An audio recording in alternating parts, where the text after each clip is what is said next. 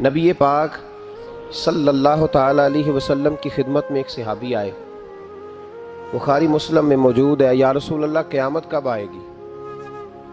حضور نے فرمایا تیری تیاری کیا ہے؟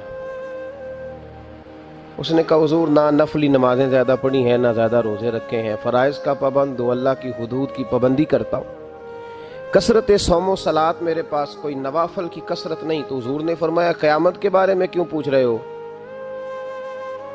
یا رسول اللہ بتا دیجئے۔ تو نبی پاک نے فرمایا تیاری بھی تو بتا نا، کیا تیاری ہے؟ تو عرض کرنے لگے یا رسول اللہ ایک عمل میرے پاس ہے۔ فرمایا کون سا؟ کہنے لگے میں خدا سے بھی پیار کرتا ہوں، محمد مصطفیٰ سے بھی محبت کرتا ہوں، مجھے اللہ رسول سے محبت ہے، پیار ہے، عشق ہو گیا ہے۔